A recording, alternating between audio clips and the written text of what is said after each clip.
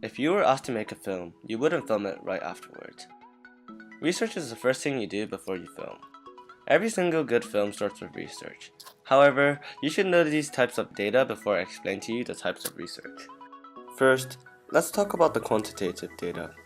Quantitative data is information about quantities. In other words, it is numerical information. Some examples of quantitative data would be your height, your shoe size, your weight, etc. Another type of data which sounds similar to quantitative data is qualitative data. Qualitative data is information that can't be measured. Some examples of qualitative data would be based on people's opinions and open questions. Next, there is primary and secondary data. Primary data is research you do yourself to find out about your particular product, audience, and approach. It is done by you, not anyone else. This can be you making a questionnaire or asking people directly with experience. With that being said, secondary data is where you find information which already exists. An example would be web searches. Primary data is more reliable than secondary data as it is research you do yourself, whereas secondary data may have errors or may contain outdated information. Finally, there is discrete and continuous data. Discrete data is data that can be listed and counted. Examples would be the number of chickens in a farm or the number of pages in the book. Here's a good example of discrete data. As you can see, this graph only shows whether the people like or dislike their school uniform. There isn't people that like it in between or from time to time. Discrete data isn't time-based. And finally, continuous data is data that cannot be listed and counted. Examples of continuous data would be time, mass, and length. Now that you know all these types of data, these are the types of research you should do before making a film. For me personally, I would like to start with desk research before audience research. This is because you will have a deeper understanding of the genre of your film before you research into the audience. If you don't know what to film at this point, make a list of all genres of film you want to make, and once you're done, you start to reject some ideas that are too ambitious to make. For example, you wouldn't want to film a comedy or sci-fi film because it's just too hard, unless you're a comedian or a really good editor. Now, I'm not saying you can't do it, but it will be very challenging. Now that you narrow down your list into one or two genres, you should start to do some secondary research about them, as you will learn from what others have produced. As you search up for the genre of the film you're going to make in Google, you may come across websites such as Wikipedia, Rotten Tomatoes, etc. These sources, for example, Wikipedia, may be unreliable as anyone can edit the site, meaning that you can be reading and using sources from a kid. However, if you're more advanced, you may do some research on online reference systems such as EBSCO. It is more reliable as they only contain sources which are credible and venerable, meaning that it is done by someone trustable and well experienced into that subject.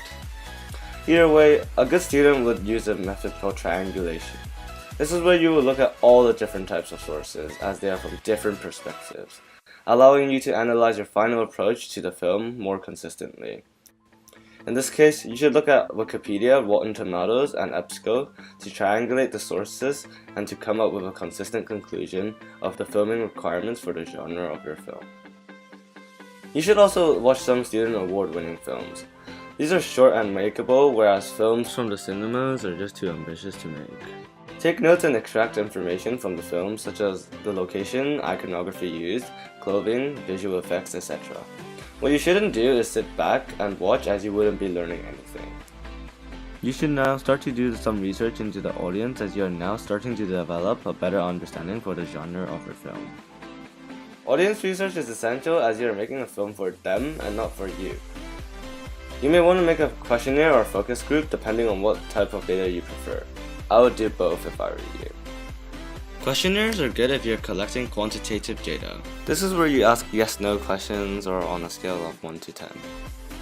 These are simple questions so you can present your data easier, whereas questions based on people's opinions are more complicated, making it messy when it comes to presenting your data. You should avoid asking long answer questions or qualitative questions in a questionnaire. And you should include a filter question to ensure that the respondents will be able to answer subsequent questions. Finally, don't just send it to your friends, send it to everyone. If you only send it to your friends, you'd only get to know your sample, the people you asked, and not the real audience. This will be biased and you should avoid that. If you're planning to make a horror film, here are some good examples you may want to ask your audience. For example, why is it that you watch horror films and what are your fears? And of course, there are also bad examples you should avoid, like do you eat popcorn when watching horror films, or do you use your phone before the movie starts? As you can see, good examples contain information that is precise and relevant, whereas bad examples contain information which is irrelevant. I mean, why would you care if people eat popcorn in a horror movie? Here's an example of a questionnaire if you're planning to film a horror film. As you can see, the first question is already a filter question. So the people who answer no are not capable of answering your other questions. The second question is a closed question. This is where you only obtain one-word answers. Notice how there are multiple choice and an other option. If your question is a short answer text, you may receive data like this, which will be messy when you present your data. Now let's look at focus groups. Focus groups are great for collecting qualitative data. A focus group is where you gather a specific target audience, not more than 5, and ask them their opinions on certain things. You should aim to have multiple focus groups. It is recorded as you need to analyze it. It's like an interview, and it's a great way to collect qualitative data. You may want to pick specific and capable people. By this, I mean you may want to gather some capable students from different year groups to answer and give their opinions to your questions. You may want to ask the people if you send out a questionnaire if they're willing to do a focus group or not. This is an example of how you would conduct a focus group. However, there are still areas of improvement for them. Hi, welcome all here to our focus group on financial advisors and education. Here, you see 2 conductors and 4 people being interviewed.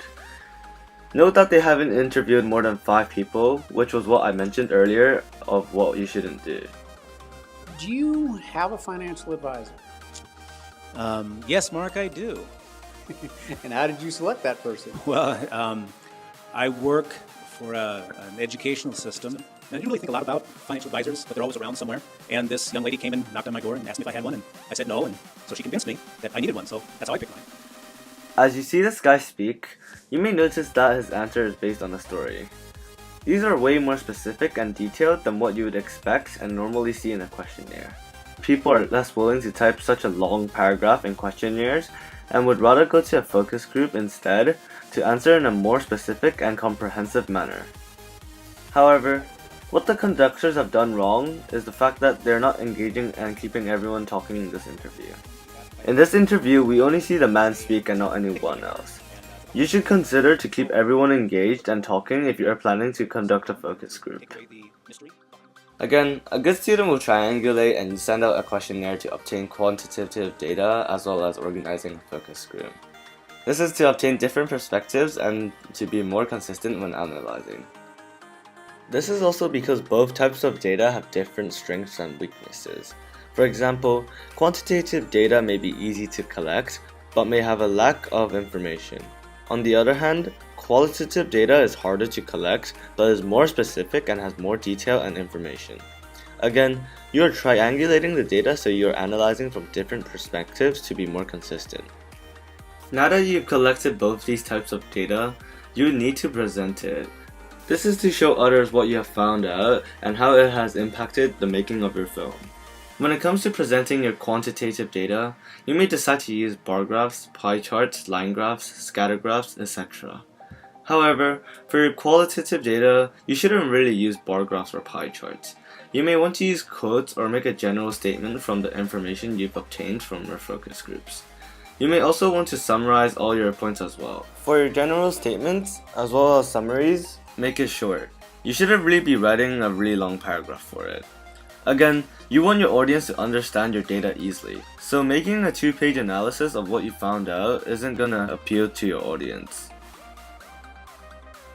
For your discrete data, you should use pie charts and bar graphs, and finally, for your continuous data, you should use scatter graphs and bar graphs. Now that I've talked through everything you need to know, here are our final few things to sum up. Firstly, ask yourself if anyone wants to watch your film. Remember, you are making a film for them and not for yourself. Secondly, follow these steps. Don't just skip desk research or whatever because you think it's useless. Follow them all and I bet you'll be successful as you make your film. And finally, don't make up your own answers in your questionnaire. You're just lying to yourself.